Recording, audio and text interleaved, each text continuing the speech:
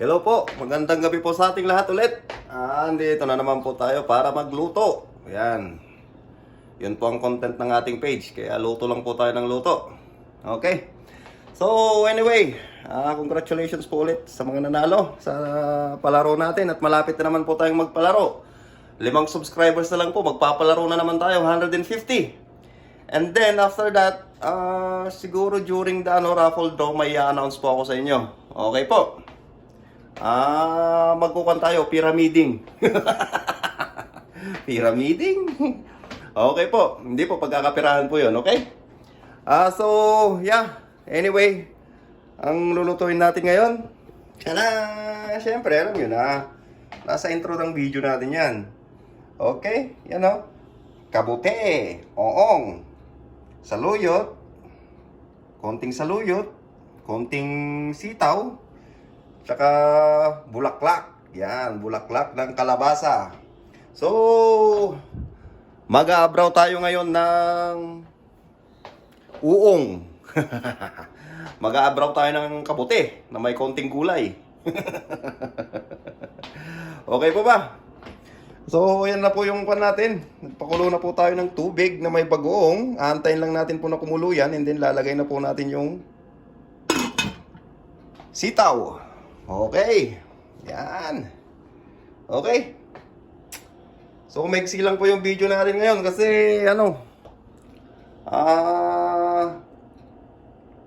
maaga ang pasok bukas. Alam nyo na.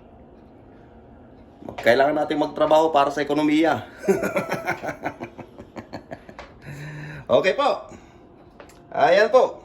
Balik po ulit tayo mamaya. Okay. Yan po. Check po natin yung pinapakuluan natin. Ayan. Kita nyo? Kulong-kulo na yung tubig natin sa bagoong. Nalagay na po natin dyan yung saluyot. Yes. Saluyot. Saluyot, saluyot. At syempre po, susundan po natin dyan yung kabute. Yan, maraming kabute. Sarap po ang kabute, di ba?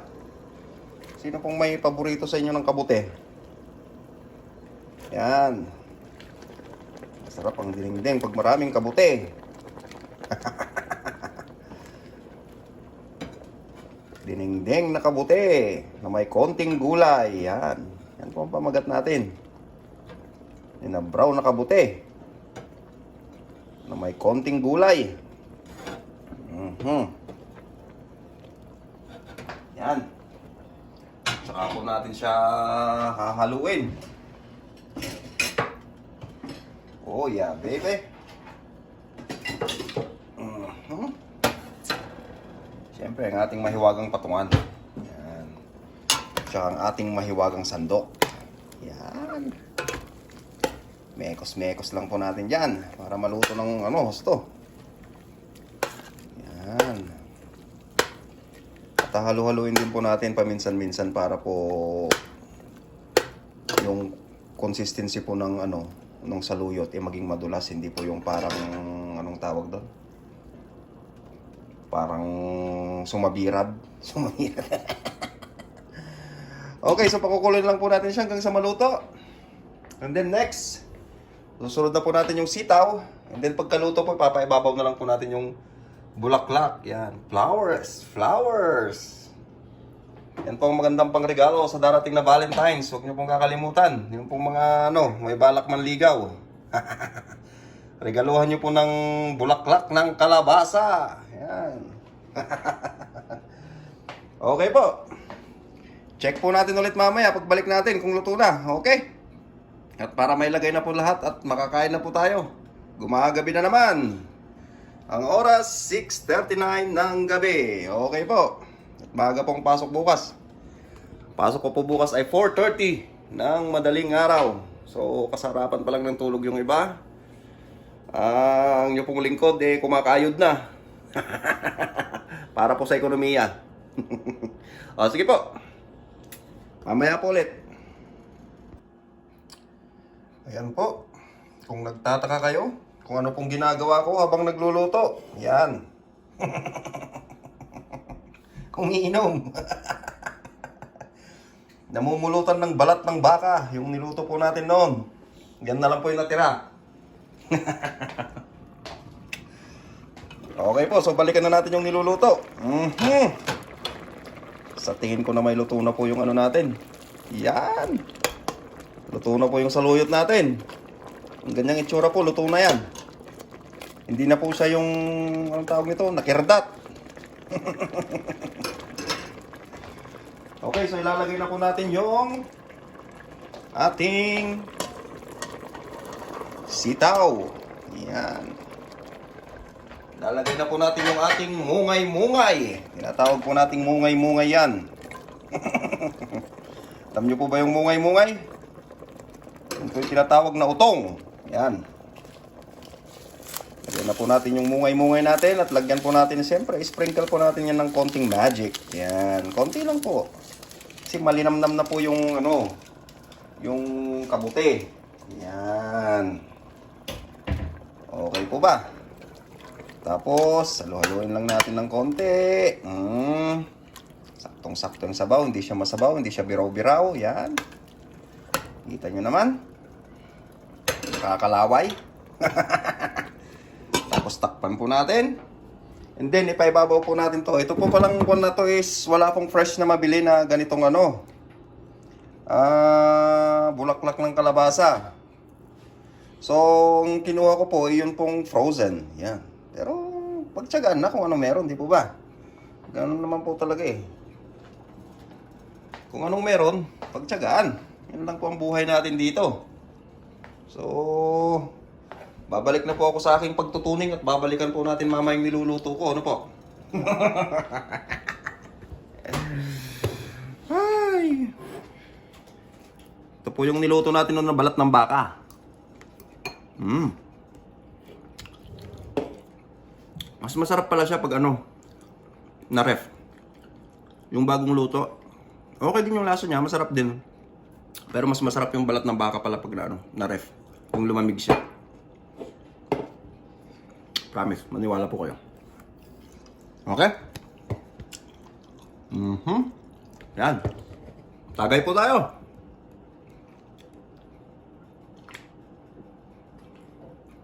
Okay po. Balik po tayo mamaya kapag ano, naluto na po yung sitaw at paibabaw natin yung ano. At kita-kita po ulit tayo sa ating tikiman. Yan. Moment of truth. Kita-kita po ulit tayo doon. Ano po?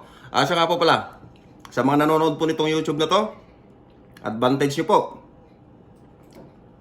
Kasi sa mga susunod po nating mga draw, dito ko na po kukunin yung mga ano natin. Ito na po ang magiging main frame natin sa ating pagbablog. Okay po ba? Okay. Yun nga pala, may special announcement po ako sa inyo. Pagkakapirahan. Maniwala po kayo sa akin. Hindi po to scam. Okay po.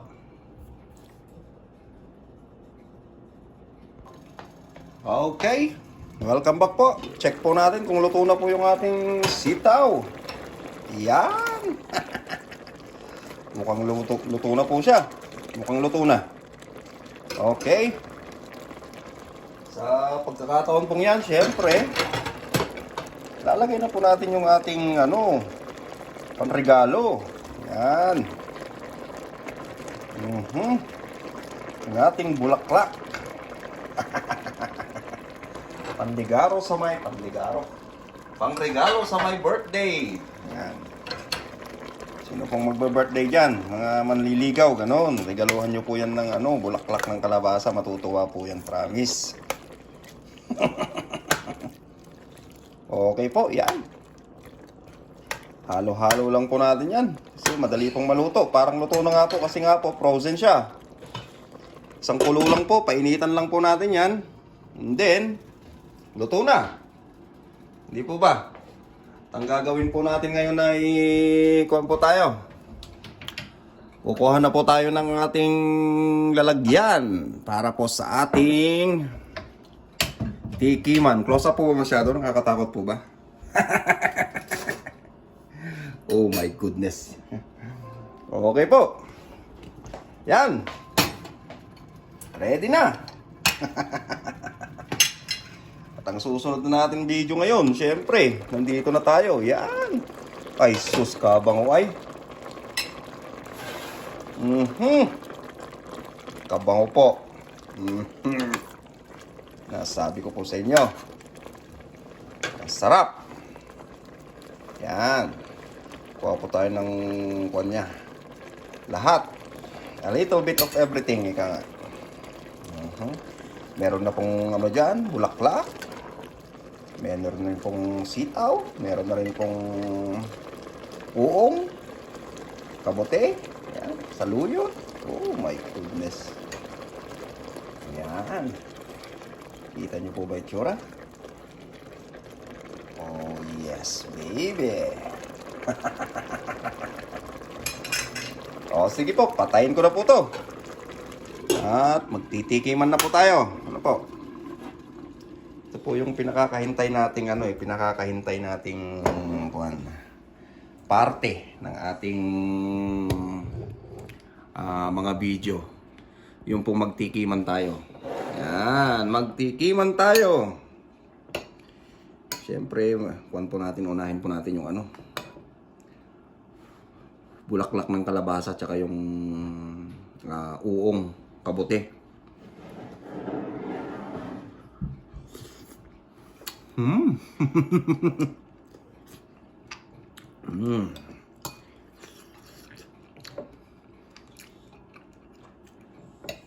Linamnam. Grabe. Sarap ng inabraw ng dinengdeng na maraming kabote.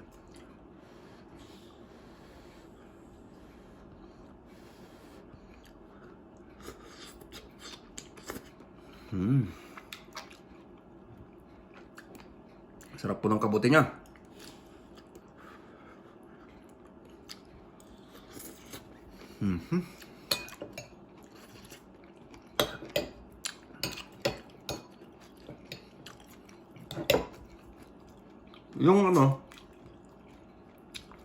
Yung bulaklak ng kalabasa kahit frozen po siya, kapag kapag naluto, parehas din po ng lasa. Parang din po, crunchy din po siya.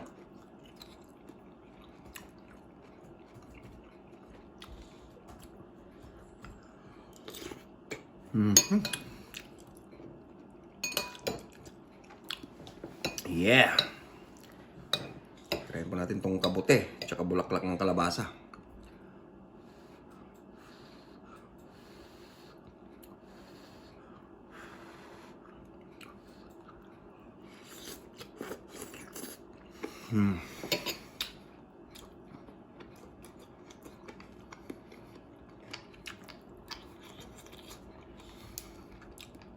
Mainit pero masarap.